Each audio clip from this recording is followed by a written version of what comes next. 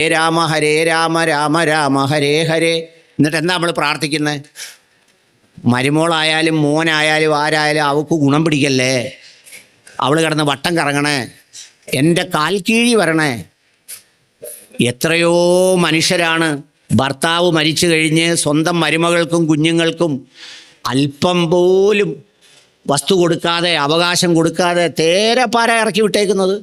എന്നിട്ട് നമ്മൾ അങ്ങിരുന്ന് ആവേശം കൊള്ളുക. ഓ, ലക്ഷ്മണനെ കണ്ടുപഠിക്കണം, ഭരതനെ കണ്ടുപഠിക്കണം. ഓ, ഭരതൻ്റെ കാര്യം ഓർത്തപ്പോൾ ഹരേ രാമ ഹരേ രാമ ഇങ്ങനെ ചൊല്ലി ആളുകളുടെ ഒരു അവസ്ഥ എന്താണെന്നറിയാമോ? നമ്മൾ പറയുമ്പോൾ മറ്റൊന്നും വിചാരിക്കരുത്. ഈ ഭക്തരായ ആളുകളുടെ അയലത്ത് താമസിക്കാനും മക്കളെ കെട്ടിക്കാനും പോലും ഇപ്പം നാട്ടുകാർക്ക് പേടിയാണ്. ഓം ഭൂർഭുവസ്വഃ തത്സവിതുർവരേണ്യം ഭർഗോ ദേവസ്യ ധീമഹി ധിയോ യോ ന പ്രചോദയാത്. എന്നെ കേൾക്കുന്ന പ്രിയപ്പെട്ട ഭക്തജനങ്ങളെ, പ്രിയപ്പെട്ടവരെ, ഇവരാമുഖമായി പറഞ്ഞതൊക്കെ വെറുതെ അപവാദങ്ങളാണ്. അങ്ങനെയാണ് ഇങ്ങനെയാണ് അങ്ങനെയാണെന്നൊക്കെ പറയുന്ന ആ പറച്ചിലുകൾക്കൊന്നും വലിയ പ്രസക്തിയില്ല. ഞാനൊരു സാധാരണ മനുഷ്യനാണ്. സാധാരണ മനുഷ്യരുടെ വികാരങ്ങളോടും വിശ്വാസങ്ങളോടും ഒപ്പം സഞ്ചരിക്കുന്ന ആളാണ്. അതിലെ വൈവിധ്യങ്ങളെ, അതിലെ വ്യത്യാസങ്ങളെ, അതിലെ ആചാരാനുഷ്ഠാനങ്ങളുടെ വ്യത്യസ്തതകളെയൊക്കെ ഏറ്റവും ബഹുമാനത്തോടെയും ഇഷ്ടത്തോടെയും നോക്കിക്കാണുന്ന ഒരാളാണ്.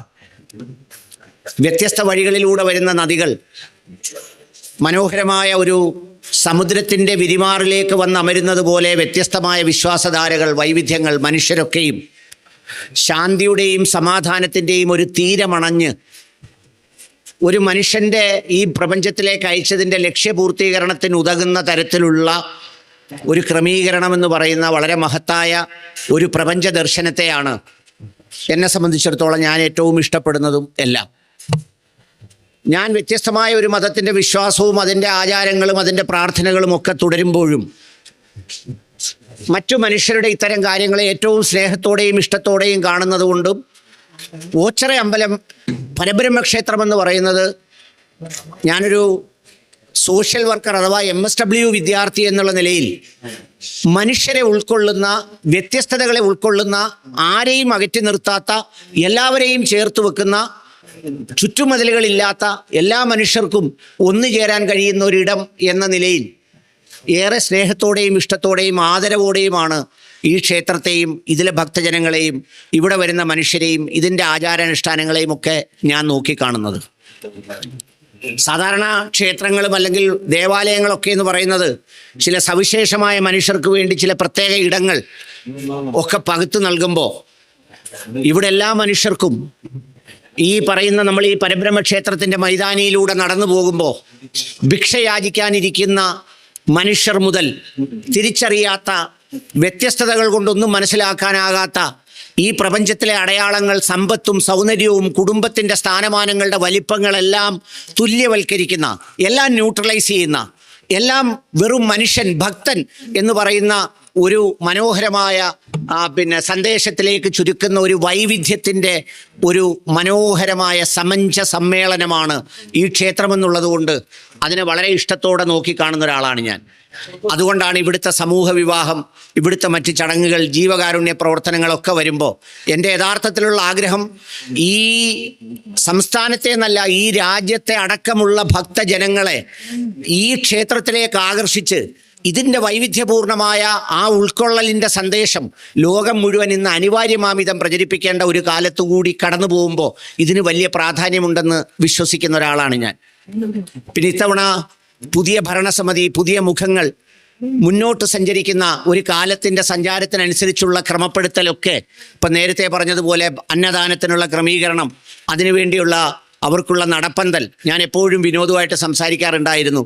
ഈ പറയുന്ന എന്തെല്ലാം വൈവിധ്യങ്ങൾ ചെയ്യാനുണ്ടോ അതെല്ലാം ചെയ്യണം എന്നുള്ളിടത്താണ് ഞാൻ നിൽക്കുന്നത്. അതുകൊണ്ട് തന്നെയാണ് പറഞ്ഞത്, ഞാൻ ചുമതലയേറ്റ സ്ഥാപനത്തിൽ എന്തെങ്കിലും സാധ്യതകൾ ഉപയോഗിച്ച് ഈ ക്ഷേത്രത്തിന്, ഇവിടുത്തെ ഭക്തർക്ക്, ഇവിടുത്തെ മനുഷ്യർക്ക് ഗുണകരമാം വിധം എന്തെങ്കിലും കാര്യങ്ങൾ ചെയ്യാൻ കഴിയുമെങ്കിൽ അത് ചെയ്യാൻ ഞാൻ ഒപ്പമുണ്ടാവുമെന്ന് അദ്ദേഹത്തോട് പറഞ്ഞത് ഒരു സവിശേഷമായ ഇഷ്ടവും സ്നേഹവും കൊണ്ടാണ് എന്നുള്ളത്. ആദ്യമായി ഈ പദവി കിട്ടിയിട്ട് ഒരു ദേവാലയം സന്ദർശിക്കുന്നതും ഞാൻ ഈ പരബ്രഹ്മക്ഷേത്രത്തിലേക്കാണ് എന്നുള്ളതും അതിൻ്റെ ഒരു പ്രത്യേകതയാണ്. ഇവിടെ വന്ന് പ്രസംഗിച്ചിട്ട് പോയ നമ്മുടെ വയലാറിൻ്റെ മകൻ ശരത്തേട്ടൻ പണ്ട് പറഞ്ഞ ഒരു തമാശയുണ്ട്. ഹിന്ദുവായി ജനിക്കണം, മുസ്ലിമായി ജീവിക്കണം, ക്രിസ്ത്യാനിയായി മരിക്കണം എന്നാണ് പുള്ളി പറഞ്ഞത്. ഇവിടെ പറഞ്ഞോന്ന് എനിക്കറിയത്തില്ല. ഹിന്ദുവായി ജനിച്ചാലുള്ളൊരു കാര്യം, ഈ മുസ്ലിങ്ങളെ പോലെ വെളുപ്പിനെ പള്ളിപ്പരയിലൊന്നും പോകണ്ട, ഒന്നും പഠിക്കണ്ട, നേരം വെളുക്കുമ്പോൾ ആരും നിർബന്ധിക്കത്തൊന്നുമില്ല, പ്രാർത്ഥിക്കാം, അങ്ങനെ കൃത്യമായിട്ടൊന്നും വേണമെന്നില്ല, നമ്മളെയൊക്കെ അടിക്കും രാവിലെ പോയില്ലെങ്കിൽ, പഠിക്കാനൊക്കെ പോകണമെന്ന് പറഞ്ഞിട്ട്. അപ്പോൾ അത് നല്ല സുഖമുള്ള ജീവിതമാണ്. മുസ്ലിമായി ജീവിക്കണമെന്ന് പറഞ്ഞാൽ എന്താണെന്ന് വെച്ചാൽ, കയ്യിലുള്ള കാശൊക്കെ വിറ്റ് നല്ല വണ്ടിയൊക്കെ എടുത്ത് കാണുന്ന കടയിൽ നിന്നൊക്കെ മന്തിയും മട്ടനും ഒക്കെ കഴിച്ച് വളരെ സന്തോഷത്തോടെ പറന്ന് കിടക്കാം, വേറെ ചിന്തകളൊന്നും ഇല്ലാതെ. ക്രിസ്ത്യാനിയായി മരിക്കണമെന്ന് പറഞ്ഞാൽ എന്താണെന്ന് വെച്ചാൽ, ഈ ബാക്കി രണ്ട് സമുദായത്തിലും എന്തെല്ലാം സമ്പത്തുണ്ടാക്കി വെച്ചിട്ട് മരിച്ചാലും ആകെ 3 കഷ്ണം 4 കഷ്ണം തുണിക്കകത്ത് പൊതിഞ്ഞ് അങ്ങോട്ട് കൊണ്ടുപോകുന്നത്. ക്രിസ്ത്യാനികൾ മരിച്ചാൽ നല്ല കോട്ടും സൂട്ടും ഒക്കെ ഇട്ട് നല്ല കണ്ണാടി ആർച്ചും ഒക്കെ വെച്ച് ഏത് അപ്പച്ചനായാലും കിടക്കുന്ന കണ്ട നമ്മുടെ പ്രധാനമന്ത്രിമാരൊക്കെ ഈ ജീവിച്ചിരിക്കുമ്പോൾ ഇരിക്കുന്ന പോലെയാണ് കാണപ്പെടുന്നത്. ഞാൻ പറഞ്ഞു വരുന്നത്, ഈ രാമായണവും രാമായണ മാസവും ഹൈന്ദവ വിശ്വാസങ്ങളുമായിട്ടുള്ള സംഗതികളിലൊക്കെ പുതിയ തലമുറയെ കൂടി ചേർത്ത് വെക്കേണ്ടതുണ്ട്, പുതിയ തലമുറയെ കൂടി പഠിപ്പിക്കേണ്ടതുണ്ട്. ഒരുപാട് കാര്യങ്ങളല്ല, അമിതമായല്ല, സ്വാർത്ഥതയല്ല, മറിച്ച് വിശാലമായ അർത്ഥത്തിൽ ഇത്തരം കാര്യങ്ങളെയൊക്കെ ഉൾക്കൊള്ളുന്നതിന് കൂടിയാണ് ഈ രാമായണ മാസാചരണം എന്ന് പറയുന്നത്. ഈ രാമായണ പാരായണം, രാമായണ ചിന്ത, രാമായണ പ്രഭാഷണം എന്നൊക്കെ പറയുന്നത്, ഇത് കേൾക്കുന്നതോടുകൂടി സവിശേഷമായ പുണ്യമോ, ഇത് കേട്ടുകൊണ്ട് നടന്നുപോയി അന്നദാനത്തിൽ ഭക്ഷണം കഴിക്കുമ്പോൾ കിട്ടുന്ന പുണ്യമോ, അതിനൊക്കെ അപ്പുറത്ത് നമ്മുടെ ഉള്ളിൽ ഒരു സമഗ്രമായ, ഒരു കൃത്യമായ മനുഷ്യ ജീവിതത്തിൻ്റെ പ്രപഞ്ച ദർശനമാണ് രാമായണം വരച്ചു കാട്ടുന്നത്.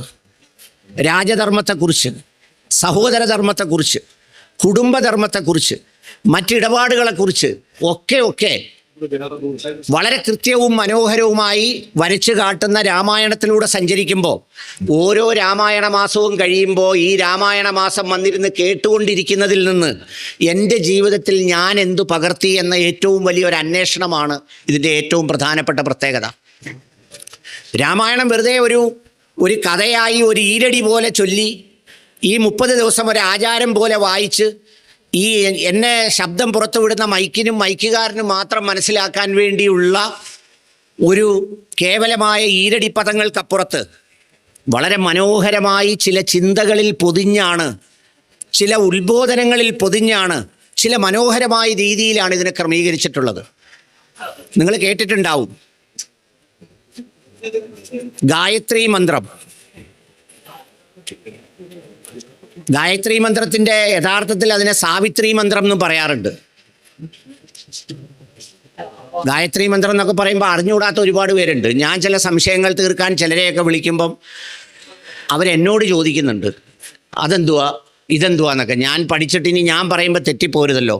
നിങ്ങൾ കേട്ടിട്ടുണ്ടാവും, വളരെ മനോഹരമായി പാടിയിട്ടുണ്ട്. ഓം ഭൂർഭുവസ്വഃ തത്സവിതുർവരേണ്യം ഭർഗോ ദേവസ്യ ധീമഹി ധിയോ യോ ന പ്രചോദയാത്. ഓം ഭൂർഭുവസ്വഃ തത്സവിതുർവരേണ്യം ഭർഗോ ദേവസ്യ ധീമഹി ധിയോ യോ ന പ്രചോദയാത്. യോ ന പ്രചോദയ, യോ ന പ്രചോദയ അല്ല, യോ ന പ്രചോദയ. ഇതാണ് ഞാൻ നേരത്തെ സൂചിപ്പിച്ച ആ മന്ത്രം. അതിനെ ഗായത്രി മന്ത്രം എന്നാണ് വിളിക്കുന്നത്. ഈ ഗായത്രി മന്ത്രത്തെ സാവിത്രി മന്ത്രം എന്ന് വിളിക്കും. എന്താണെന്നറിയോ? ഇത് സവിതാവായ സൂര്യനോട് പ്രാർത്ഥിക്കുകയാണ്. സൂര്യനോട് എന്താ പ്രാർത്ഥിക്കുന്നത്? അല്ലയോ സൂര്യ, നീ താഴെ വന്ന് എൻ്റെ ശത്രുക്കളെ എല്ലാം കൊന്നൊടുക്കൂ, അയലത്തുകാരെ കൊന്നൊടുക്കൂ, പറ്റുമെങ്കിൽ മരുമോളെയും കൊല്ലൂ, എനിക്കിഷ്ടമല്ലാത്തവരെ എല്ലാം കൊന്നുകളയൂ എന്നല്ല ഭഗവാനായ സൂര്യനോട് പ്രാർത്ഥിക്കുന്നത്. മറിച്ച് എന്താ, ആ പ്രകാശം ആ പ്രകാശം എന്നിലേക്ക് വന്ന് എന്നെ അങ്ങോട്ട് പ്രചോദിപ്പിക്കൂ, എൻ്റെ ബുദ്ധിയെ അങ്ങോട്ട് പ്രചോദിപ്പിക്കൂ. എനിക്ക് കടം തീർത്തു തരൂ, എൻ്റെ വസ്തു വലിയ വിലയ്ക്ക് വിറ്റ് തരൂ, എൻ്റെ മോനോ മോൾക്കോ MBBSന് എന്തെങ്കിലും കിട്ടുന്ന തരത്തിലേക്ക് എത്തിക്കൂ, ഒന്നുമല്ല പറയുന്നത്. മറിച്ച് എൻ്റെ ബുദ്ധിയെ പ്രചോദിപ്പിക്കാനാണ് പറയുന്നത്. ബുദ്ധിയെ, ആ ബുദ്ധിയെ പ്രചോദിപ്പിക്കുന്നതിലൂടെ, ഈ പ്രകാശത്തിലൂടെ നമ്മുടെ മനസ്സിൻ്റെ ഇരുട്ടാകെ മാറണം. ഇരുണ്ട ചിന്താഗതി മാറണം, കുടുസ് ചിന്താഗതി മാറണം, ഇടുങ്ങിയ ചിന്താഗതികൾ എടുത്ത് ദൂരെ കളയണം. ജാതിയുടെയോ മതത്തിൻ്റെയോ വർഗത്തിൻ്റെയോ വർണ്ണത്തിൻ്റെയോ സാമ്പത്തികത്തിൻ്റെയോ നമുക്കിഷ്ടമല്ലായ്മയുടെയോ പേരിൽ നാം നമ്മുടെ ഉള്ളിൽ കൊണ്ട് നടക്കുന്ന അഴുക്കിനെ, കറുപ്പിനെ, അതിനെ പൂർണ്ണമായും ഇല്ലാതാക്കണം. എൻ്റെ ബുദ്ധിയെ പ്രചോദിപ്പിക്കണം, ബുദ്ധിയെ പ്രചോദിപ്പിക്കണം. അതിൽ എത്ര അക്ഷരം ഉണ്ടെന്നറിയോ? അതിൽ 24 അക്ഷരമുണ്ട്. ഇത് സവിതാവിനോട് പറയുന്നത് കൊണ്ടാണ് ഇതിനെ സാവിത്രി മന്ത്രം എന്ന് വിളിച്ചത്. ഇതിനെ ഗായത്രി മന്ത്രം എന്ന് പറയാൻ കാരണം അതിൻ്റെ ഛന്ദസ്സാണ്, അതിൻ്റെ ക്രമീകരണത്തിൻ്റെ ആ അക്ഷരത്തിൻ്റെ ദൈർഘ്യം 24 അക്ഷരങ്ങളായതുകൊണ്ടാണ് ഗായത്രി മന്ത്രം എന്ന് വിളിക്കുന്നത്. ആ 24 അക്ഷരങ്ങളിൽ ഓരോ അക്ഷരങ്ങളും 1000 ശ്ലോകങ്ങൾക്കെന്ന കണക്കിലാണ് 24,000 ശ്ലോകങ്ങളിൽ രാമായണം രചിക്കപ്പെട്ടിട്ടുള്ളത്. ഓരോ 1000 ശ്ലോകങ്ങളും ഇതിലെ ഒരക്ഷരം വെച്ചാണ്.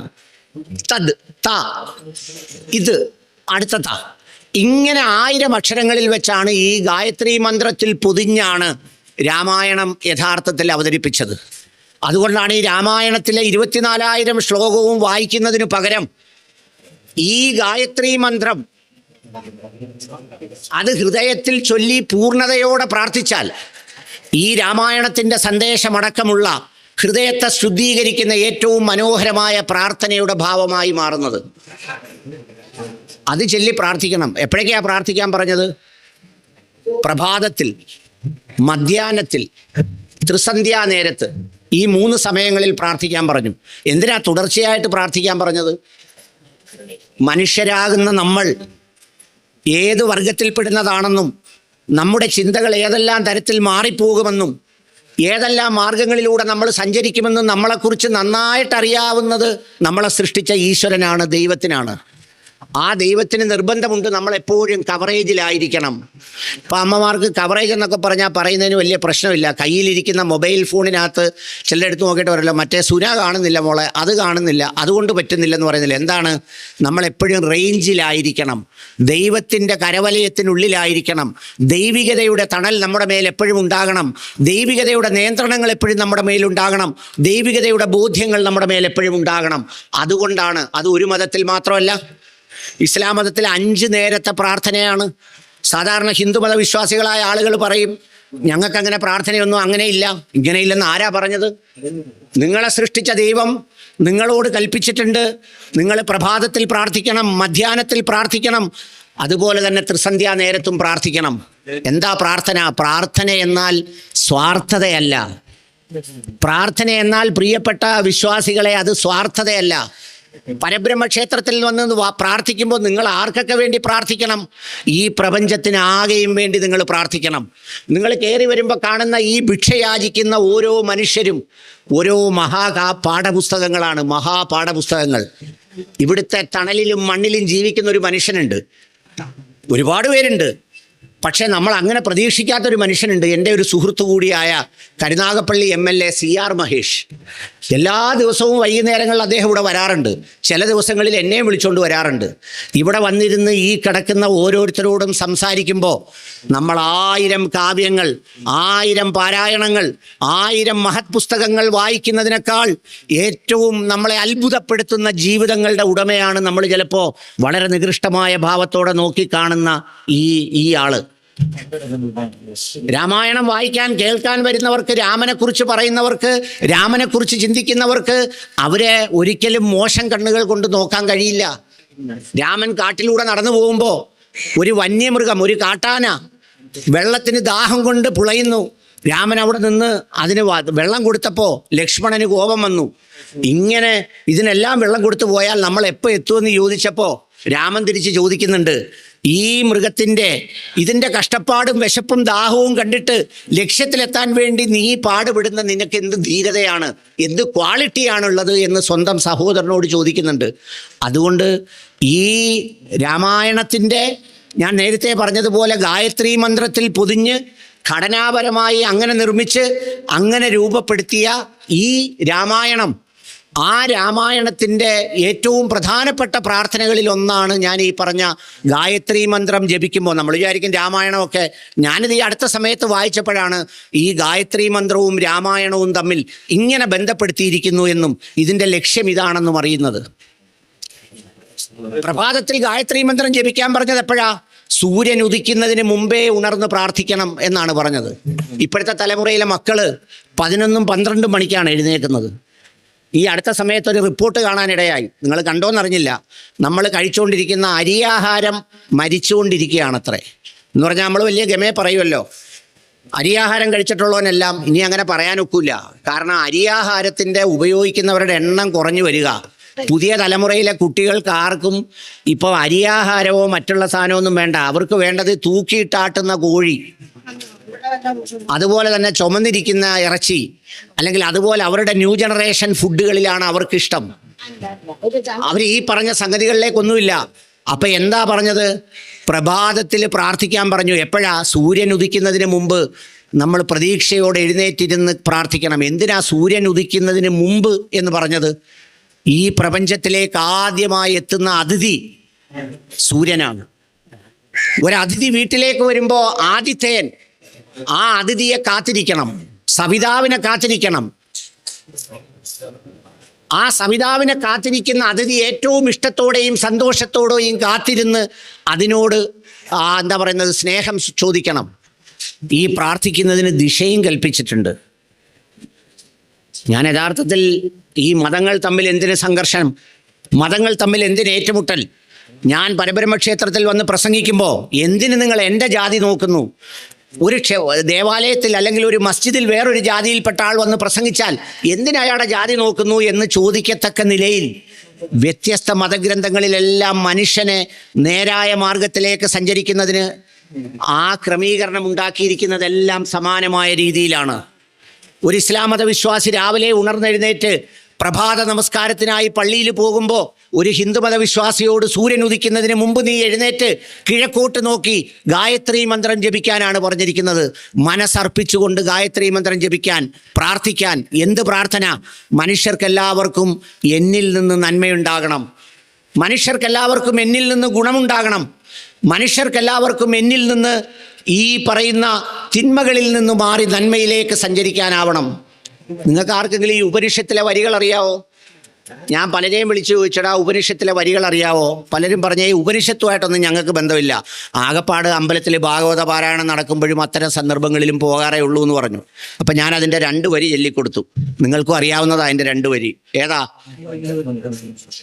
ഹരേ രാമ രാമ രാമ ഹരേ ഹരേ, ഹരേ കൃഷ്ണ കൃഷ്ണ കൃഷ്ണ ഹരേ ഹരേ, ഹരേ രാമ രാമ രാമ ഹരേ ഹരേ, ഹരേ കൃഷ്ണ കൃഷ്ണ കൃഷ്ണ ഹരേ ഹരേ. രാമായണവുമായി ബന്ധപ്പെട്ട് കലിസന്ധാരണോപനിഷത്ത് എന്ന് പറയുന്ന ഒരു ഉപനിഷത്തുണ്ട്. ആ ഉപനിഷത്തിലെ ഏറ്റവും പ്രധാനപ്പെട്ട വാചകങ്ങളാണ് ഈ പറഞ്ഞത്. എന്താ കലിസന്ധാരണോപനിഷത്ത് എന്ന് പറഞ്ഞാൽ? അതായത് നമ്മൾ സഞ്ചരിക്കുന്ന കലികാലത്തിലൂടെ പോകുമ്പോൾ 16 കലകളുണ്ട്. 16 കലകൾ നമ്മുടെ ജീവിതത്തെ ദൈവത്തിൽ നിന്നും, അതായത് നമ്മുടെ ദേഹത്തെ ദൈവത്തിൽ നിന്നും തടയുന്ന, പരമാത്മാവിൽ നിന്നും തടയുന്ന, കുറച്ചുകൂടി ന്യായമായ ഭാഷയിൽ പറഞ്ഞാൽ നമ്മുടെ മനുഷ്യനാകുന്ന നമ്മുടെ ചിന്തകളെ പലതരത്തിൽ ദൈവത്തിൻ്റെ പൂർണ്ണതയിലേക്ക് എത്തിക്കുന്നതിന് ആ പ്രയത്നത്തിന് തടസ്സം നിൽക്കുന്ന 16 കലകളെക്കുറിച്ച്.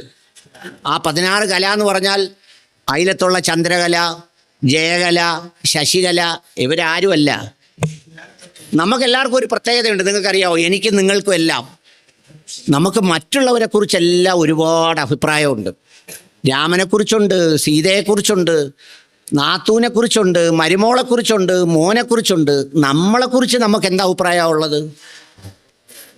നമ്മളെക്കുറിച്ച് സ്വയം ഒരഭിപ്രായം, ഞാൻ, എൻ്റെ പ്രവൃത്തി, എൻ്റെ വാക്ക്, എൻ്റെ കർമ്മങ്ങൾ, എന്നെക്കൊണ്ടുള്ള ഉപകാരം, നേരം വെളുത്ത് രാവിലെയായി രാത്രിയായി കിടന്നുറങ്ങുമ്പോൾ എന്നെക്കൊണ്ട് എന്ത് ഉപകാരം ഉണ്ടായി എന്നൊരു ചിന്ത, ഒരു സ്വയം വിലയിരുത്തൽ. അതിനെ സംബന്ധിച്ച് ഈ പറയുന്ന ഉപനിഷത്തിൽ ഞാൻ നേരത്തെ ചൊല്ലിയ കീർത്തനം ഉണ്ടല്ലോ, ഏതാ? ഹരേ രാമ രാമ രാമ ഹരേ ഹരേ, ഹരേ കൃഷ്ണ കൃഷ്ണ കൃഷ്ണ ഹരേ ഹരേ.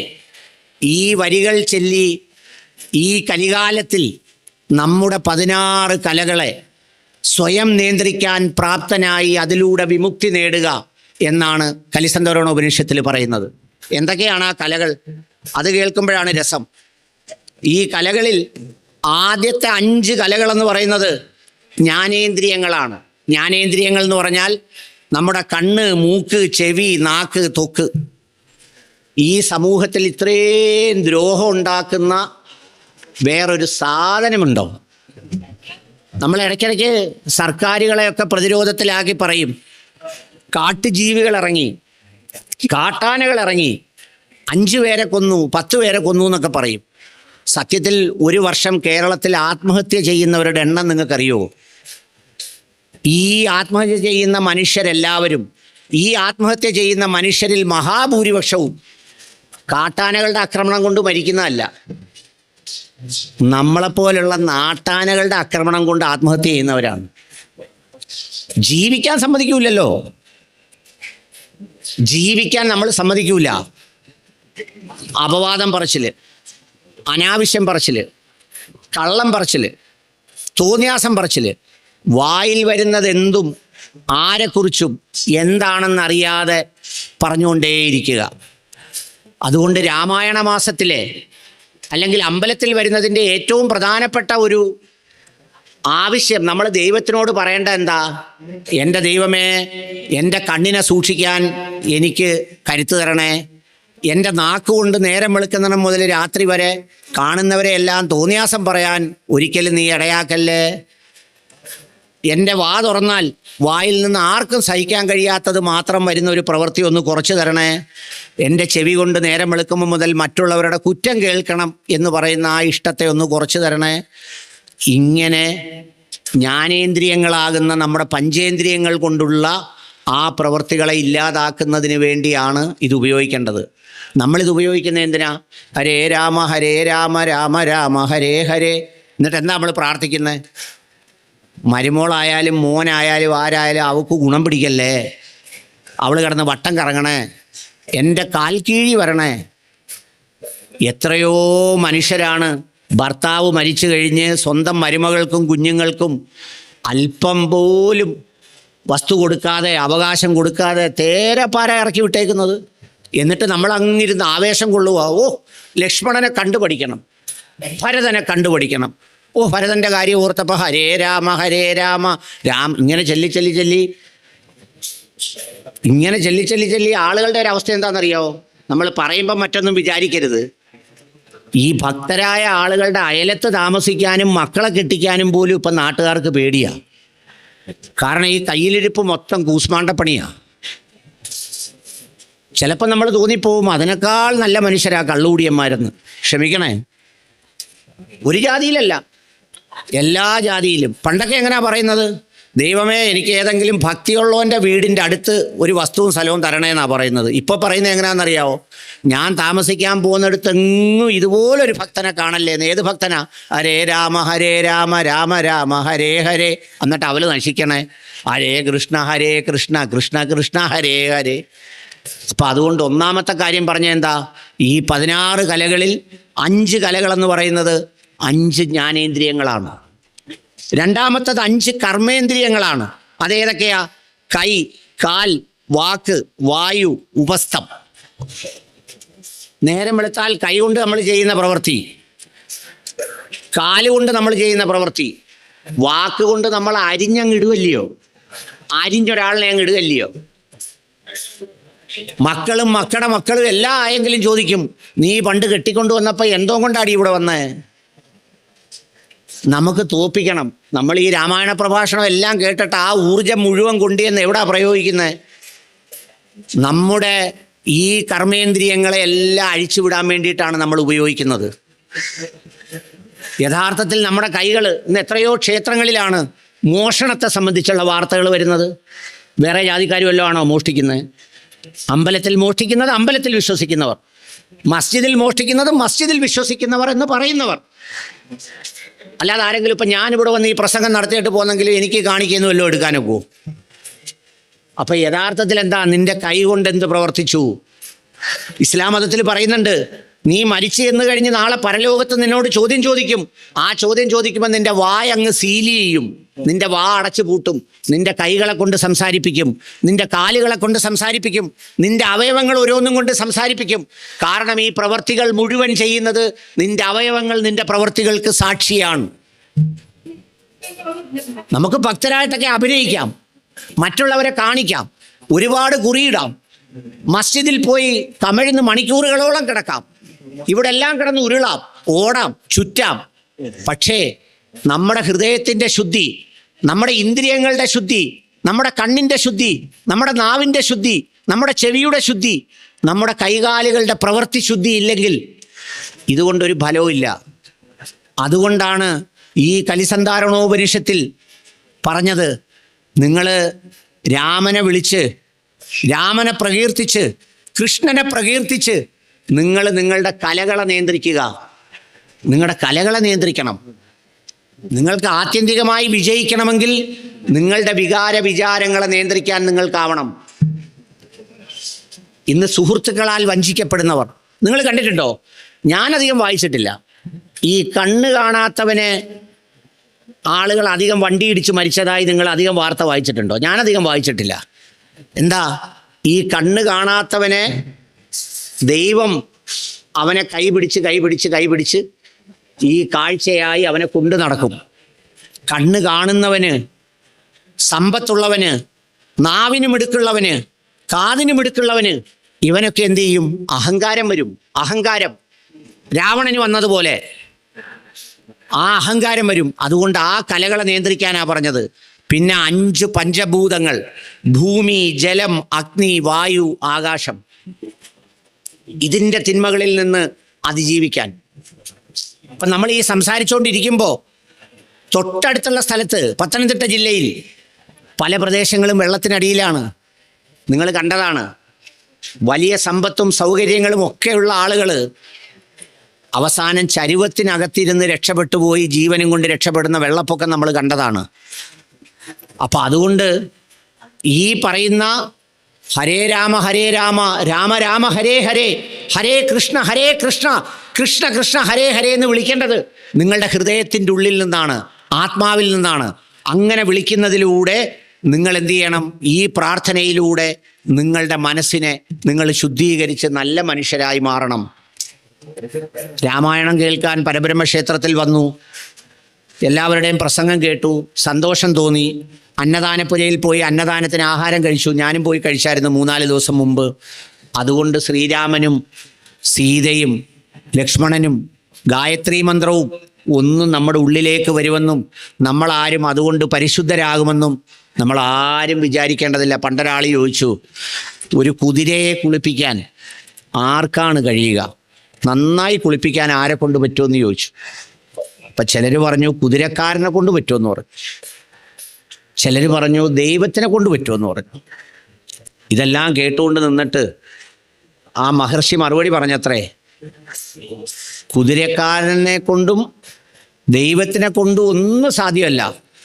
നല്ല മനോഹരമായി ആ കുതിരയ്ക്ക് കുളിക്കണമെങ്കിൽ ആ കുതിര തന്നെ വിചാരിക്കണം.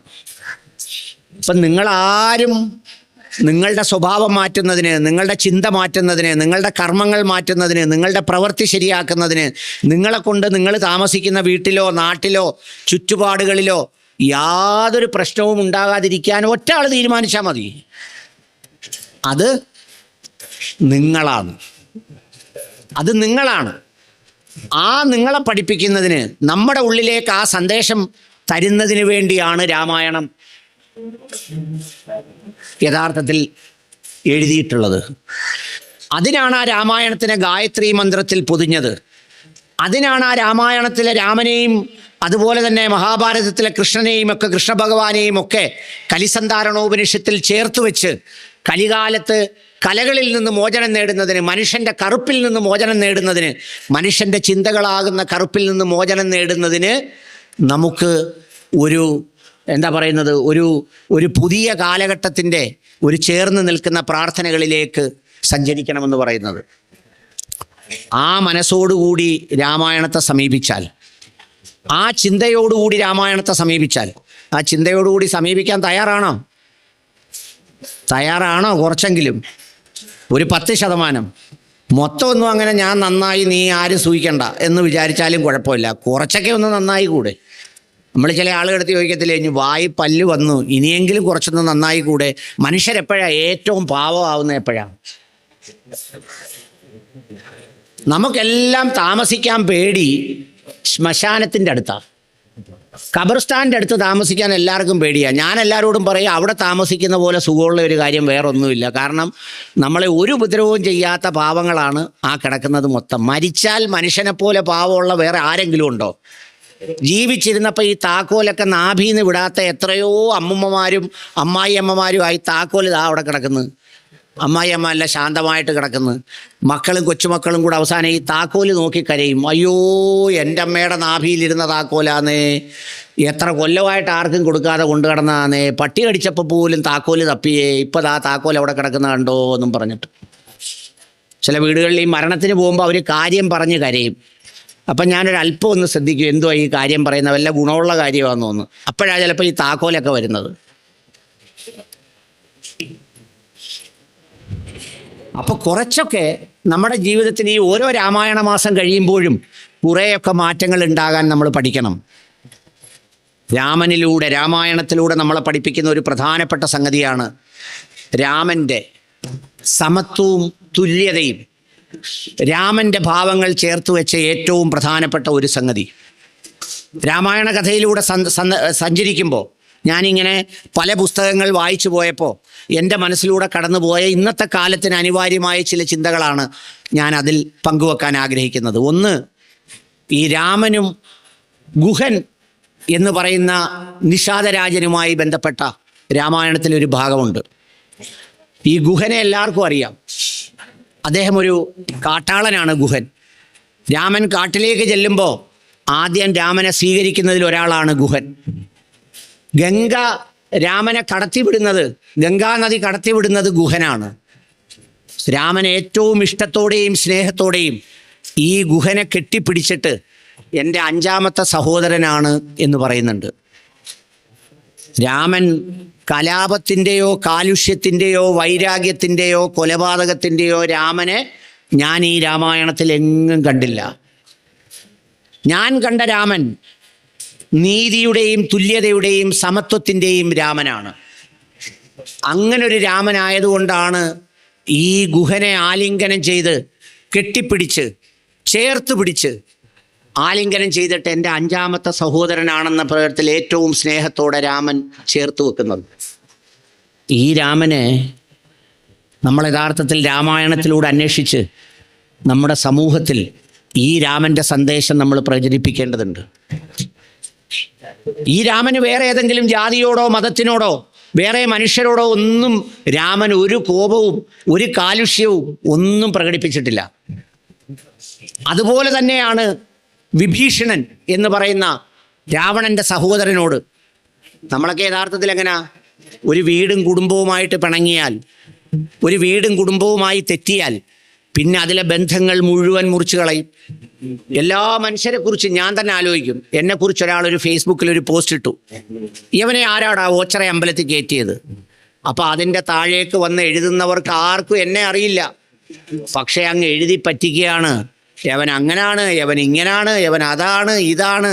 എന്തെങ്കിലും തരത്തിൽ മനസാക്ഷിയുള്ളവനാണെങ്കിൽ അന്ന് രാത്രി തൂങ്ങി മരിക്കും. ഞാനൊക്കെ പിന്നെ പലതവണ മരിച്ചതുകൊണ്ട് ഇനി നേരായിട്ട് ഒറ്റത്തവണയെ മരിക്കത്തോളം എന്നുള്ളത് കൊണ്ട് അത് മൈൻഡ് ചെയ്യാറില്ല. വിഭീഷണൻ ചിരഞ്ജീവിയാണ്, നിങ്ങൾക്കറിയായിരിക്കും. 7 ചിരഞ്ജീവികളെയാണ് ഇത് പരിചയപ്പെടുത്തുന്നത്. അതിലൊരു ചിരഞ്ജീവിയാണ് ഈ പറയുന്ന വിഭീഷണൻ. മറ്റൊരാൾ അശ്വത്ഥാമാവാണ്. മറ്റൊരു ചിരഞ്ജീവി വേദവ്യാസനാണ്, മറ്റൊരു ചിരഞ്ജീവി പരശുരാമനാണ്, മറ്റൊരു ചിരഞ്ജീവി കൃപാചാര്യരാണ്. ഇനി വേറൊരു ചിരഞ്ജീവി ഉണ്ട്.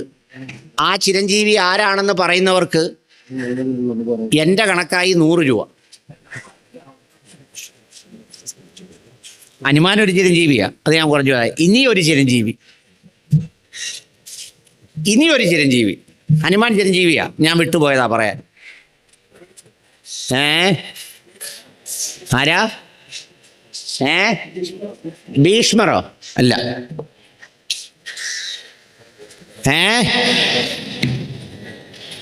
ഇനി ആരും രാമായണത്തിൻ്റെ കഥയിൽ അനിൽ മുഹമ്മദിനെ ഇത് അറിഞ്ഞുകൂടാന്ന് പറഞ്ഞ് ആരും വരരുത്, എങ്ങും എഴുതുകയും ചെയ്യരുത്. പിന്നൊരു ചിരഞ്ജീവിയാണ് മഹാബലി. ഈ കർക്കിടക മാസമൊക്കെ നമ്മൾ സഹിക്കുമ്പോഴും വരാൻ പോകുന്നൊരു പൊന്നിൻചിങ്ങ മാസവും അതിൻ്റെ സന്തോഷവും ഒക്കെ നമ്മളിങ്ങനെ ആഹ്ലാദപൂർവ്വം ആഘോഷിക്കാനിരിക്കുമ്പോഴാണ് ഈ മഹാബലി ഒരു ചിരഞ്ജീവിയാണെന്ന് വലിയ പിടുത്തമില്ലാത്തത്.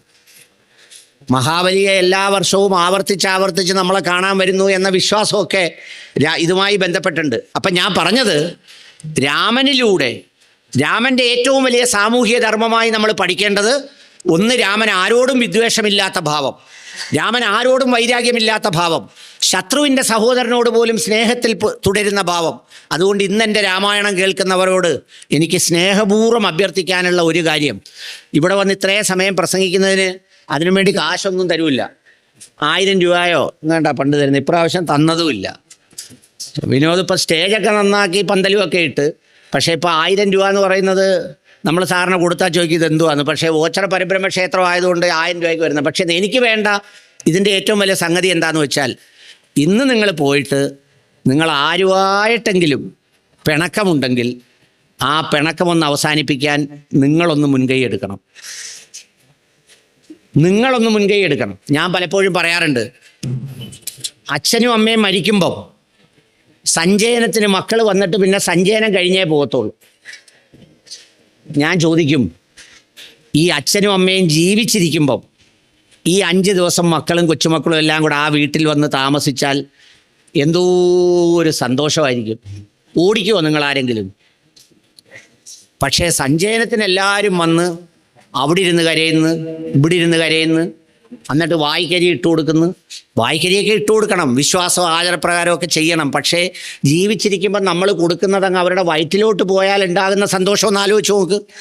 പക്ഷേ അതിന് അമ്മമാരും ഒരു കാര്യം ശ്രദ്ധിക്കണം, ഇങ്ങനെ വാരി തരുമ്പോൾ കൈ കടിക്കരുത്.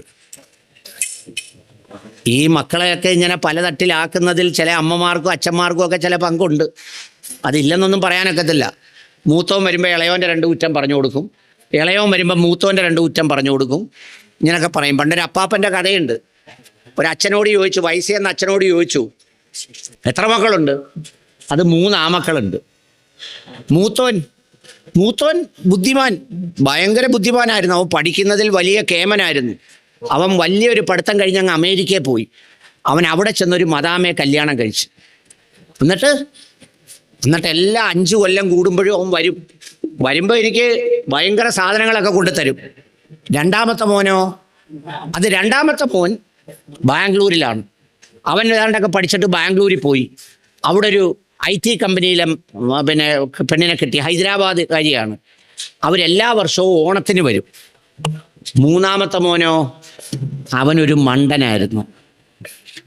അതുകൊണ്ട് ഒരു വാലും ജയിലും ഇല്ലാത്ത ഒരു പെണ്ണിനെ തോയിൽ അയലത്ത് കിടക്കുന്നവളെ കെട്ടിച്ചു കൊടുത്തു. അപ്പം അപ്പാപ്പൻ ആരുടെ കൂടെ നിൽക്കുക? അത് ഈ മണ്ടനായ മോൻ്റെ കൂടെ മരുമോടെ കൂടെയാണ് നിൽക്കുന്നത്. മിടുക്കരായ 2 പേരും എപ്പോൾ വരും? അച്ഛനെ പെട്ടി വെച്ചേക്കുമ്പം അവർ പുറത്തുനിന്ന് വരും. ഇപ്പം പെട്ടി വെച്ചേക്കുമ്പോഴും വരുത്തില്ല. അച്ഛൻ പോകുന്നത് ലൈവ് കാണിച്ചു കൊടുക്കും. ഇങ്ങനെ അച്ഛൻ ചിരിച്ചുകൊണ്ട് കിടക്കുന്നുണ്ടോ? ഒരുപാട് രാമായണ മാസം കേട്ടതുകൊണ്ടാണ് അച്ഛൻ ചിരിച്ചുകൊണ്ട് കിടക്കുന്നത്. രാമായണ മാസം കേട്ടോണ്ടല്ല ചിരിച്ചുകൊണ്ട് കിടക്കുന്നത്. ഐസ് പെട്ടിക്കകത്ത് വെച്ചാൽ ആരും ചിരിക്കും. 1 ദിവസം വെച്ചാൽ ഇച്ചിരി ചിരിക്കും. 2 ദിവസം വെച്ചാൽ നല്ലപോലെ ചിരിക്കും. 3 ദിവസം ഇരുന്നാൽ മോഹൻലാൽ ചിരിക്കുന്ന പോലെ ചിരിക്കും. മരണം കൊണ്ട് ആരും നന്നാവുന്നില്ല, ഒരാളും നന്നാവുന്നില്ല. ജീവിതത്തിൻ്റെ തുടർച്ചയാണ് മരണം. അപ്പം അതുകൊണ്ട് ഞാൻ പറഞ്ഞത്, സ്നേഹത്തിൻ്റെ ഏറ്റവും പ്രധാനപ്പെട്ട ഒരു ഉദാഹരണമായിരുന്നു ഈ പറഞ്ഞ രാമൻ്റെ ജീവിതം. സാമൂഹികമായി നാം ഉൾക്കൊള്ളേണ്ടതാണ്. കുടുംബ ബന്ധങ്ങൾ ഒരുപാട് തകർച്ചയിലാണ്. എത്ര വലിയ വലിയ കുടുംബങ്ങളിലാണെന്നറിയാവോ? പരസ്പരം സഹോദരന്മാർ തമ്മിൽ മിണ്ടുന്നില്ല, ഇടപെടുന്നില്ല. രാമായണ മാസം കഴിഞ്ഞു പോകുന്നു. ക്ഷേത്രങ്ങളിലും ദേവാലയങ്ങളിലുമൊക്കെ ഒരുപാട് പ്രാർത്ഥനകളുണ്ട്, ഒരുപാട് ആചാരങ്ങളുണ്ട്, ഒരുപാട് സംഗതികളുണ്ട്, പുതിയ പുതിയ വെറൈറ്റി പ്രാർത്ഥനകളുണ്ട്. പക്ഷേ മനുഷ്യൻ പല കാരണങ്ങളാൽ അകന്നു പോകുന്നു. എന്നിട്ട് എല്ലാവരും സ്നേഹിക്കാൻ വരുന്നത് മരിച്ചു കഴിഞ്ഞ് സഞ്ചയനത്തിനാണ് വരുന്നത്, അല്ലെങ്കിൽ മൂന്നാം ഭാത്യയ്ക്കാണ് വരുന്നത്, അല്ലെങ്കിൽ 40 നടത്തുമ്പോഴാണ് വരുന്നത്. അങ്ങനെയല്ല, ജീവിച്ചിരിക്കുമ്പോൾ ഈ ധാർമ്മികതയും മൂല്യങ്ങളും മനുഷ്യൻ്റെ ജീവിതത്തിൽ ഉണ്ടാക്കണമെന്ന് പഠിപ്പിച്ചതാണ് ഈ പറഞ്ഞ രാമനിലൂടെ. ഭരതനിലൂടെ രാമായണം പഠിപ്പിക്കുന്നത് നിസ്വാർത്ഥതയെക്കുറിച്ചാണ്. അതായത് സ്വാർത്ഥതയില്ലായ്മ, യാതൊരു തരത്തിലും അധികാരമോ അല്ലെങ്കിൽ മറ്റുള്ള സംഗതികളോ ഒന്നും കൂടാതെ നേർക്ക് നേരെ തൻ്റെ സഹോദരൻ അവകാശപ്പെട്ട രാജ്യം അത് ആ സഹോദരൻ്റെ ചെരുപ്പുകൾ വെച്ച് അതിലൊരിക്കലും ഭ്രമിക്കുന്നില്ല, അതിലൊരിക്കലും ആവേശം കൊള്ളുന്നില്ല. അത് മനുഷ്യനോട് പറയുന്നത് ഭരതനിലൂടെയാണ്. ലക്ഷ്മണൻ സഹോദര സ്നേഹത്തിൻ്റെ ഏറ്റവും പ്രധാനപ്പെട്ട അടയാളമാണ്. ഞാൻ പ്രിയപ്പെട്ട എൻ്റെ ഈ പ്രസംഗം കേൾക്കുന്ന പ്രിയപ്പെട്ടവരായ ഭക്തജനങ്ങളോട് പറയുന്നു, നിങ്ങളൊക്കെ നിങ്ങളുടെ വീടുകളിൽ വർഷത്തിലൊരിക്കൽ സഹോദരങ്ങളെല്ലാം കൂടി കൂട്ടിച്ചേർത്ത് ഒരു ദിവസം ഒരുമിച്ച് ഭക്ഷണം കഴിച്ച് സന്തോഷത്തോടെ ഇരുന്ന് വർത്തമാനം പറയണം. നമ്മൾ രാമായണം കേട്ട് ലക്ഷ്മണൻ്റെ സ്നേഹത്തെക്കുറിച്ച് പറഞ്ഞ്, ലക്ഷ്മണൻ രാമന് വേണ്ടി അനുഭവിക്കുന്ന ത്യാഗങ്ങളെക്കുറിച്ച് പറഞ്ഞ്, അല്ലെങ്കിൽ ആ സ്നേഹത്തെക്കുറിച്ച് പറഞ്ഞിട്ട് നമ്മുടെ കുടുംബ ബന്ധങ്ങൾ മുറിച്ചില്ലാതാക്കുന്നത് കൊണ്ട് എന്താ കാര്യം? ഞാൻ ഈ രാമായണ പ്രഭാഷണത്തിന് വേണ്ടി പോലീസിലെ ഒരു ഉന്നത ഉദ്യോഗസ്ഥനോട് വിളിച്ചിട്ട് കഴിഞ്ഞ രാമായണ പ്രഭാഷണം മുതൽ ഈ രാമായണ പ്രഭാഷണം വരെ സഹോദരനാൽ കൊല്ലപ്പെട്ട സഹോദരന്മാരുടെ എണ്ണം എടുത്തപ്പോൾ 31 പേരാണ് കേരളത്തിൽ സഹോദരൻ സ്വന്തം കൈകൾ കൊണ്ട്, സ്വന്തം രക്തം കൊണ്ട് ഒരാൾ മറ്റൊരാളിനെ കൊല്ലുന്നത്. അതിലൊന്നും മദ്യത്തിൻ്റെ ലഹരി, അത് വളരെ കുറവാണ്. ബാക്കി മുഴുവൻ സമ്പത്തിൻ്റെ ലഹരിയാണ്. സമ്പത്തിൻ്റെ ലഹരിയാണ്. അതിൽ ചില രക്ഷകർത്താക്കൾക്കും പങ്കുണ്ട്. ആരോഗ്യത്തോടെ ഇരിക്കുമ്പോൾ ഇത് മക്കൾക്ക് വീതിച്ചു കൊടുത്ത് ഇന്നതിന്നാൾക്കെന്ന് പറഞ്ഞ് വീതിച്ചു കൊടുക്കണം. ഒരു 5 സെൻറ്റ് കൈ വെച്ചേക്കണം ഒരു പിടിക്ക്. മൊത്തവും കൂടി എഴുതി കൊടുത്ത് കളയരുത്. എഴുതി കൊടുത്താൽ 2-3 ദിവസം കഴിയുമ്പോൾ മോൻ വിളിക്കും, എന്നല്ല മറ്റേത് എടുക്കാൻ വരുന്നതെന്ന്. നമ്മൾ വിചാരിക്കും അവിടെ നിന്നാണ്ട് വേസ്റ്റ് ഏതാണ്ട് എടുക്കാൻ വരുന്ന കാര്യമാണെന്ന് വിചാരിച്ച് തിരക്കുമ്പോഴാണ് പറയുന്നത്, അല്ല അച്ഛനെ കൊണ്ടുപോകാൻ എന്നാ വരുന്നതെന്ന് ചോദിക്കുന്നത്. ഒരു ചെറിയ പിടി വിടരുത്, പക്ഷേ മക്കൾക്ക് അവരുടെ സമ്പത്തും ബാക്കിയുള്ള കാര്യങ്ങളും വീതിച്ചു കൊടുക്കണം. അതുപോലെ അച്ഛനെയും അമ്മയും കൊന്ന കണക്കെടുത്തപ്പോൾ 14 പേരുണ്ട് കഴിഞ്ഞ ഒരു വർഷത്തിനിടയിൽ ഈ പറയുന്ന മക്കൾ അച്ഛനെ കൊന്നത്, അമ്മയെ കൊന്നത്. അതിൽ കുറച്ച് ലഹരിയുണ്ട്, മയക്കുമരുന്നും മറ്റുള്ള സംഗതികളുമുണ്ട്. അതിൽ പകുതിയോളം കേസുകൾ സമ്പത്തിൻ്റെ കേസാണ്. അപ്പം അതുകൊണ്ട് ഈ പറയുന്ന രാമായണത്തെ സമീപിക്കുമ്പോൾ, ലക്ഷ്മണനെ പഠിക്കുമ്പോൾ, രാമനെ പഠിക്കുമ്പോൾ, ഭരതനെ പഠിക്കുമ്പോൾ, സീതയെ പഠിക്കുമ്പോഴൊക്കെ ഈ പറയുന്ന കുടുംബ ബന്ധത്തിൻ്റെയും സ്നേഹബന്ധത്തിൻ്റെയും ഏറ്റവും മനോഹരമായ കാര്യങ്ങളാണ് നമ്മൾ ഈ രാമായണത്തിൽ നിന്ന് ഉൾക്കൊള്ളേണ്ടത്. രാമായണത്തിൻ്റെ ഏറ്റവും പ്രധാനപ്പെട്ട സന്ദേശം അഹിംസയും ധർമ്മവുമാണ്. ധർമ്മമാണ് ജയിക്കേണ്ടതെന്ന സന്ദേശമാണ്. രാമൻ്റെ രാജ്യധർമ്മത്തിൽ പറയുന്നത് ആ രാജ്യം ഭരിക്കുന്ന ആൾ രാജ്യത്തിൻ്റെ ഉടമസ്ഥനല്ല, അതിൻ്റെ ഉടമസ്ഥൻ അവിടുത്തെ ജനങ്ങളാണ്, അവിടുത്തെ പ്രജകളാണ്. ആ പ്രജകളുടെ സേവകൻ മാത്രമാണ് താനെന്ന ഉത്തമ ബോധ്യത്തോടെ രാജ്യം ഭരിക്കാൻ, അതുപോലെ സമൂഹത്തെ സേവിക്കാൻ, കുടുംബത്തെ നയിക്കാൻ, കുടുംബ ബന്ധങ്ങളെ സൂക്ഷിക്കാൻ ഒക്കെ ഒരു പ്രധാനപ്പെട്ട മാർഗദർശകമായി മാറിയത് ഈ പറഞ്ഞ രാമായണത്തിൻ്റെ പ്രധാനപ്പെട്ട സന്ദേശമാണ്. അതുപോലെ തന്നെ അകാരണമായ പക, വൈരാഗ്യം ആരോടും വെച്ച് പുലർത്തേണ്ട ഒരു കാര്യമില്ല. എന്ത് കാര്യത്തിനാണ്? ചിലരൊക്കെ വലിയ ഗമയെ പറയും, മരിച്ചു കഴിഞ്ഞാൽ എൻ്റെ ശവം കാണിക്കരുത്. അല്ല, ഇങ്ങനെ പറയുന്നതുകൊണ്ട് വല്ല കാര്യമുണ്ടോ? ശവം കാണിച്ചാൽ നിങ്ങൾ ചാടി എഴുന്നേറ്റ് കാണിക്കുന്നവനോ വല്ലതും ചെയ്യുമോ മരിച്ചു കിടക്കുമ്പോൾ? എന്ത് കുന്തമായി പറയുന്നത്? ഇനി അത് മാത്രമല്ല, നിങ്ങളെ അങ്ങനെ കാണിപ്പിച്ച് ഒത്തിരി നേരം വെച്ചേക്കണമെന്ന് പോലും ഇനിയുള്ള കാലത്ത് ആഗ്രഹം കാണത്തില്ല. മരിച്ചാൽ ഉടനെ വരുന്നവർ മൊത്തം ചോദിക്കുന്നത് എപ്പോൾ എടുക്കും? അപ്പം നമ്മൾ പറയും നാളെ രാവിലെ 10 മണിക്ക്. അപ്പം പുള്ളിയുടെ മുഖം അങ്ങ് മാറും. എന്താ പറയുക, അതിൻ്റെ അർത്ഥം ഇത്രയും നേരം ഈ ചരക്കിനെ ഇവിടെ വെച്ചേക്കണമെന്നുള്ളതാണ്. എന്ന് പറഞ്ഞാൽ എളുപ്പം ഈ പണി കഴിഞ്ഞ് എല്ലാവർക്കും അങ്ങ് പോയാൽ മതി. അതിനുവേണ്ടി നേരെ ഒന്നും ഇപ്പോൾ വെച്ചേക്കണ്ട. അപ്പം അതുകൊണ്ട് അകാരണമായി ഈ രാമൻ തൻ്റെ പട്ടാഭിഷേകം മുടക്കിയ തൻ്റെ അമ്മയെ ആ 14 വർഷത്തെ വനവാസം കഴിഞ്ഞ് തിരിച്ചു വരുമ്പോഴും ഏറ്റവും സ്നേഹത്തോടെ ഓടിച്ചെല്ലുന്നത് കൈകേയിയുടെ അടുത്തേക്കാണ്, കൗസല്യയുടെ അടുത്തേക്കല്ല. നമ്മുടെയൊക്കെ മനസ്സിലെ വൈരാഗ്യവും പകയും കൊണ്ടു കടന്നാലുള്ള കാര്യം എന്താ? സയൻസിലൊരു തിയറി ഉണ്ട്. സയൻസിലൊരു തിയറി എന്താണെന്നറിയോ? To every action there is equal and an opposite reaction. എല്ലാ പ്രവർത്തനങ്ങൾക്കും തുല്യവും വിപരീതവുമായ ഒരു പ്രവർത്തനമുണ്ട്. നമ്മളൊരാളിനോട് വൈരാഗ്യം കാണിക്കുമ്പോൾ, പക കാണിക്കുമ്പോൾ അയാളെ അതൊട്ടും ബാധിക്കുന്നില്ല. മറിച്ച് നമുക്ക് അതുണ്ടാക്കുന്ന ഭാരം വളരെ കൂടുതലാണ്. ഇപ്പം നേരത്തെ വിനോദ് പറഞ്ഞു, എന്നെ മാനേജിങ് ഡയറക്ടറായിട്ട് നിയമിച്ചു. ആ മാനേജിങ് ഡയറക്ടറായിട്ട് എന്നെ നിയമിച്ചതിൽ വിഷമിക്കുന്ന ആളുകളുണ്ടെന്നിരിക്കട്ടെ. യവനിത് കിട്ടരുത്, യവൻ നശിച്ച് നാറാണക്കല്ലെടുക്കണമെന്ന് ആഗ്രഹിച്ചവർ ഇനി എത്ര നാളത് ഓർത്ത് വിഷമിക്കണം? ഫേസ്ബുക്ക് തുറക്കുമ്പോൾ ഞാൻ അവിടെ നിൽക്കുന്നു, ഞാൻ ഇവിടെ നിൽക്കുന്നു, ഞാനിതുവല്ലോ അറിയുന്നു എന്നോട് വൈരാഗ്യമുള്ളവരാരൊക്കെയാണ്. ഈ ജീവിതശൈലി രോഗങ്ങൾ എന്ന് പറയുന്നത് ചോറും പഞ്ചസാരയും മാത്രം തിന്നുമ്പം വരുന്ന രോഗം അല്ലെന്നാണ് എൻ്റെ വിശ്വാസം. നല്ല പരമഭക്തനായ ഒരാൾക്ക്, വളരെ മനോഹരമായി ഗായത്രി മന്ത്രം അതിൻ്റെ അർത്ഥമറിഞ്ഞ് ജപിക്കുന്ന ഒരാൾക്ക്, രാമായണത്തിൻ്റെ സന്ദേശം അതിൻ്റെ അർത്ഥത്തിൽ ഉൾക്കൊള്ളുന്ന ഒരാൾക്ക് ഒരു മാനസിക സമ്മർദ്ദവും, ഒരു ഉറക്കക്കുറവും, ഒരു ജീവിതശൈലി രോഗവും ബാധിക്കത്തില്ല. ബാധിക്കേണ്ടതില്ല. എന്ത് കാര്യത്തിനാണ് ബാധിച്ചിട്ട്? കഴിഞ്ഞ ദിവസം രാത്രി വലിയ വലിയ കാറിനകത്ത് കാർ പോർച്ചിലിട്ട് ചെരുപ്പുമൊക്കെ പട്ടി എടുത്തുകൊണ്ട് പോകാതിരിക്കാൻ വേണ്ടി പ്രത്യേക സ്ഥലത്ത് വെച്ചിട്ട് കിടന്നുറങ്ങി.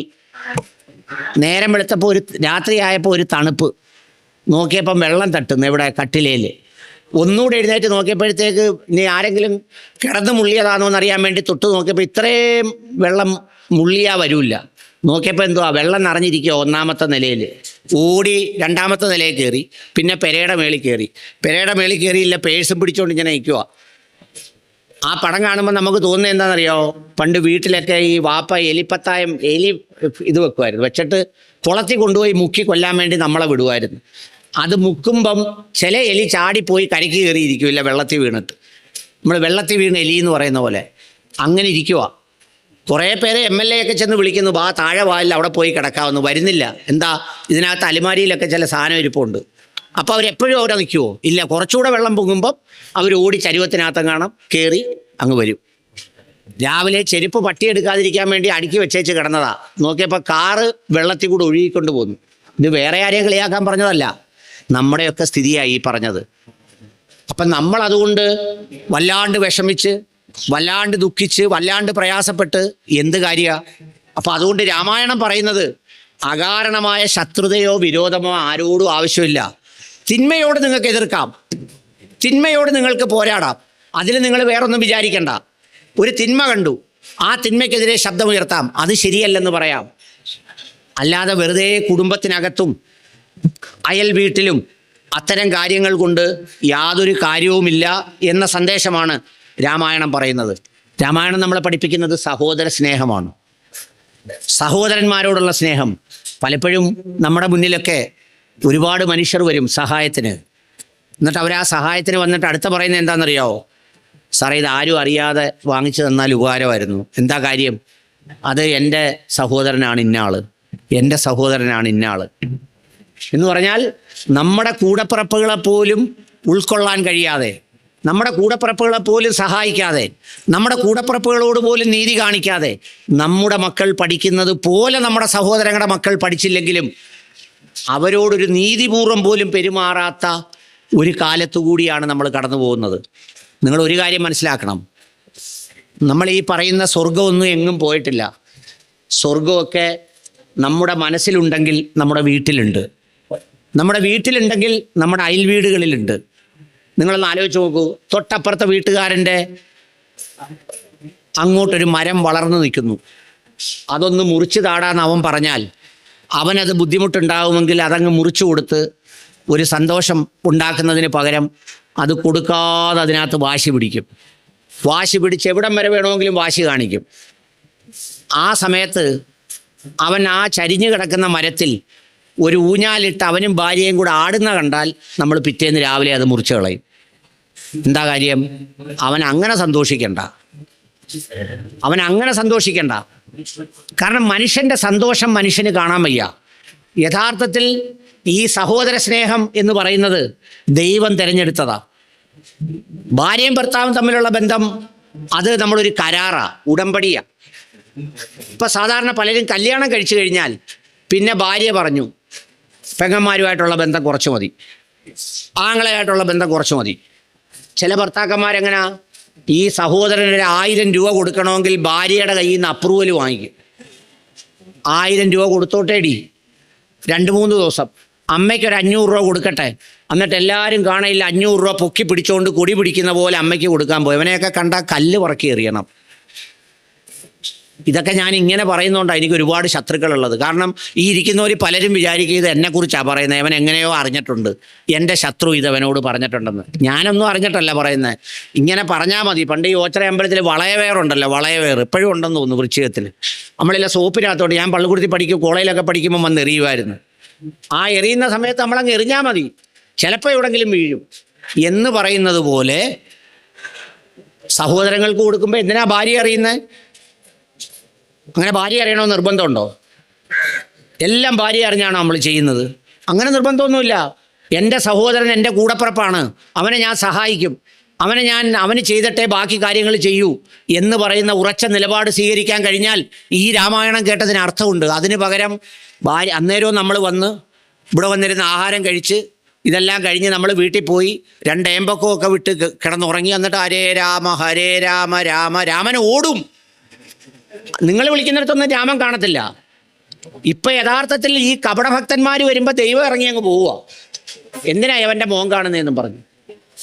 ഈ ദൈവത്തിന് ഈ ഭൂമിയിൽ വെച്ച് വല്ലതും ചെയ്യാൻ പറ്റുമായിരുന്നെങ്കിൽ അവൻ്റെയൊക്കെ കഴുത്തിന് പിടിച്ചോടിച്ചേനെ എന്ന് വിശ്വസിക്കുന്ന ആളാണ് ഞാൻ. നിഷ്കളങ്കമായ ഭക്തിയിൽ ഈ സഹോദര സ്നേഹം നിർബന്ധമാണ്.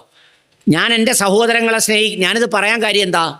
ഇപ്പം ഞാനിത് പറയുമ്പോൾ എൻ്റെ അടുത്ത് ഒരാൾ എഴുന്നേറ്റ് ഇവിടെ ഇരിപ്പുണ്ട്, കേശവനച്ഛൻ. ചെറുപ്പം മുതലേ എന്നെ കാണുന്നതാണ്. വീട്ടിലെ തേങ്ങയൊക്കെ ഇടുന്നത് കേശവനായിരുന്നു. കേശവനൊരു പ്രത്യേക ദോഷമുണ്ട്. നമ്മൾ രഹസ്യമായിട്ടൊരു കരിക്കിട്ട് തരണേന്ന് പറഞ്ഞാൽ വാപ്പ തെങ്ങിൻ്റെ മേളിൽ കയറി ഇരുന്നുകൊണ്ട് കേശവൻ ചോദിക്കും കരിക്കാന്നോ വേണ്ടതെന്ന്. ഇങ്ങനെ വാപ്പ നമ്മുടെ അടുത്ത് 2 അടി തരാൻ വേണ്ടിയായി ചോദിക്കുന്നത്. ഞാൻ പറഞ്ഞത്, നമ്മളങ്ങനെ നമ്മുടെ സാഹചര്യങ്ങളിൽ വളർന്നു വരുമ്പോൾ നമ്മുടെ സഹോദരങ്ങളെ സ്നേഹിക്കാൻ നമുക്കാവണം. സഹോദര സ്നേഹം നിർബന്ധമാണ്. നമ്മുടെ സ്നേഹം അവിടെ നിന്നാണ് ആരംഭിക്കേണ്ടത്. നമ്മുടെ കൂട്ടത്തിൽ നമ്മുടെ രക്തബന്ധുക്കളായിട്ടുള്ള നമ്മുടെ കൂടപ്പിറപ്പുകൾ വിഷമം അനുഭവിക്കുന്നു, നമ്മൾ സമ്പന്നനായിട്ടാണ് ജീവിക്കുന്നതെങ്കിൽ നമ്മുടെ വീട്ടിൽ ഇനി എന്തെല്ലാം പൂജ നടത്തിയാലും എന്തെല്ലാം പ്രാർത്ഥനാമുറി ഉണ്ടാക്കി വെച്ചാലും ഒരു കാര്യമില്ല, ഒരു കാര്യം ഉണ്ടാവില്ല. രാമായണം പഠിപ്പിക്കുന്ന ഒരു പ്രധാന പാഠം അതാണ്. മാതാപിതാക്കളോടുള്ള സ്നേഹം രാമായണം പഠിപ്പിക്കുന്നു. ഒന്ന് ആലോചിച്ച് നോക്കൂ, രാജ്യം പോലും ഉപേക്ഷിച്ച് പോകുന്ന ഒരു മകൻ എന്തിനാ അച്ഛൻ്റെ വാക്ക് പാലിക്കാൻ? ആരോടും പകയില്ലാതെ. ഇന്നത്തെ സ്ഥിതി എന്താ? ഇന്ന് കേരളത്തിലെ അഗതി മന്ദിരങ്ങളിൽ, അനാഥ മന്ദിരങ്ങളിൽ ഏതാണ്ട് 1 ലക്ഷത്തിലധികം അച്ഛനും അമ്മമാരും ഉണ്ട്. അച്ഛനും അമ്മമാരും ഈ അച്ഛനും അമ്മമാരും അഗതി മന്ദിരങ്ങളിൽ കഴിയുമ്പോൾ മക്കൾ വളരെ സുഭിക്ഷമായി സന്തോഷത്തോടെ കഴിയുന്ന എത്രയോ വീടുകൾ എനിക്കറിയാം. അവിടെ എങ്ങനെയാ ദൈവം ഉണ്ടാവുക? അവിടെ എങ്ങനെയാ ദൈവവിശ്വാസം ഉണ്ടാവുക? അവർ രാമായണം കേട്ടോണ്ടെന്താ കാര്യം? സ്വന്തം അച്ഛനെയും അമ്മയെയും നോക്കാത്ത ആൾ ദശരഥന്റെ മഹത്വവും കൗസല്യയുടെ മഹത്വവും രാമന്റെ മഹത്വവും സീതയുടെ മഹത്വവും പറയുന്നത് ആരെ പറ്റിക്കാനാ? അതുകൊണ്ട് കാര്യമില്ല. നമ്മുടെ മാതാപിതാക്കളെ നമ്മൾ ഏറ്റവും ഇഷ്ടത്തോടെയും സ്നേഹത്തോടെയും നോക്കണം. ഇന്നും ജീവിതത്തിൽ ഓർക്കുമ്പോൾ 85 വയസ്സിലാണ് എൻ്റെ ഉമ്മ നഷ്ടപ്പെട്ടതെങ്കിലും എനിക്ക് സങ്കടം വരാറുണ്ട്. ആ സങ്കടം എൻ്റെ ഭാഗ്യമാണെന്ന് വിശ്വസിക്കുന്ന ഒരാളാണ് ഞാൻ. ഈ രാമായണത്തിലൊരു സന്ദർഭമുണ്ട്. രാമായണത്തിൽ രസകരമായ ചില കാര്യങ്ങളുണ്ട്. രസകരമായ കാര്യം എന്ന് പറഞ്ഞാൽ കുംഭകർണൻ്റെ ഉറക്കത്തെക്കുറിച്ചൊക്കെ പറയുന്നുണ്ട്. കുംഭകർണൻ ഒന്ന് ഉണരണമെങ്കിൽ ചെണ്ടയടിക്കണം, താളം കൊട്ടണം, ഇതെല്ലാം ചെയ്താലും ഉണരത്തില്ല. അവസാനം കൊണ്ടുവന്ന് ഭക്ഷണം മൂക്കിൻ്റെ അടുത്ത് വെച്ച് കൊടുക്കുമ്പോൾ കുംഭകർണൻ ചാടി എഴുന്നേക്കുന്നു. അത് കണ്ടപ്പോൾ എനിക്കൊരു കഥ തോന്നി, പറയണമെന്ന് വിചാരിച്ച ആ കഥ. നമ്മുടെ കൂട്ടത്തിൽ കുറേ ആളുകളുണ്ട് ഈ കുംഭകർണനെ പോലെ ഉറക്കമാണ്. പണ്ടൊരു അപ്പാപ്പൻ മരിക്കാൻ കിടന്ന സമയത്ത് അപ്പാപ്പൻ ആ മരണവേളയായപ്പോൾ ചുറ്റിനും നിന്ന മക്കളോടെല്ലാം അപ്പച്ചൻ പറഞ്ഞു, ഞാൻ എൻ്റെ അനുജന് 5 ലക്ഷം രൂപ കൊടുക്കാമെന്ന് പറഞ്ഞിട്ടുണ്ട്. എൻ്റെ സ്വത്തിൽ നിന്ന് 10 സെൻറ്റ് എൻ്റെ ഇളയ പെങ്ങൾ സുഭദ്രയ്ക്ക് കൊടുക്കണം. വേറൊരു സുഭദ്രയ്ക്ക് 10 സെൻറ്റ് കൊടുക്കണം. അപ്പം 2-3 മക്കൾ അടുത്ത് നിന്ന് പറഞ്ഞ് അച്ചാച്ചന് ഓർമ്മയില്ലാതെ ഏതാണ്ടൊക്കെ പറയുക. ഇത് കഴിഞ്ഞ് കൃത്യമായിട്ട് ഇതെല്ലാം പറഞ്ഞിട്ട് മൂപ്പിലാൻ പറഞ്ഞ് SBI ബാങ്കിൽ കിടപ്പുണ്ട് 15 ലക്ഷം രൂപ, വേറൊരു ബാങ്കിൽ കിടപ്പുണ്ട് 1.5 കോടി രൂപ, വേറൊരിടത്തുനിന്നില്ല അയാൾ തരാനുണ്ട് 15 ലക്ഷം രൂപ. അപ്പം ഈ മക്കൾ പറഞ്ഞ് അച്ചാച്ചൻ ഓർമ്മ വരുന്നു.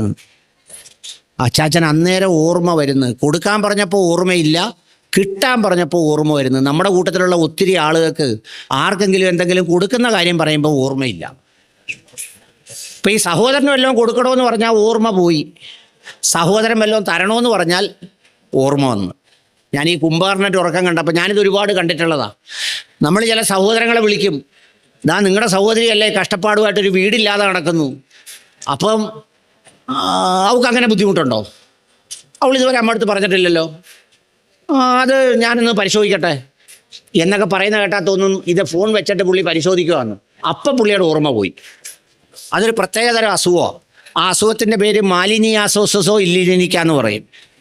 അതങ്ങനെ മാറുന്ന സൈസ് ഒരു അസുഖമല്ല. അപ്പം അതുകൊണ്ട് നമ്മൾ അങ്ങനെയുള്ളവരാവരുത്.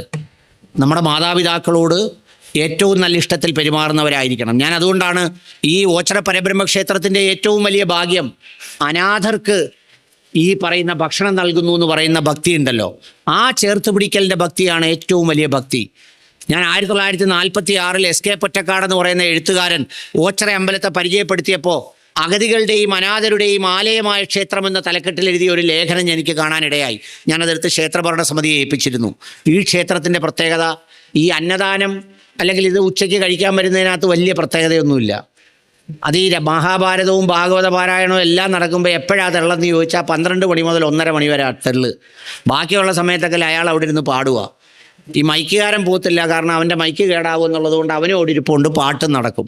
പക്ഷേ ഭക്ഷണത്തിൻ്റെ സമയമാകുമ്പോൾ നമ്മളെല്ലാവരും വന്നത് അയ്യോ അതൊരു പുണ്യമാണ്, അയ്യോ അത് കഴിക്കാതിരിക്കാനൊക്കത്തില്ല, ഞങ്ങൾ വർഷങ്ങളായിട്ട് കഴിച്ചുകൊണ്ടിരിക്കുന്നത്. അപ്പോൾ ഇത് കേൾക്കുന്നതോ അത് പ്രത്യേകിച്ച് കാര്യമൊന്നുമില്ല, ഇതൊരു പുണ്യമാണ്. അങ്ങനെ വിചാരിക്കുന്നതുകൊണ്ട് കാര്യമില്ല.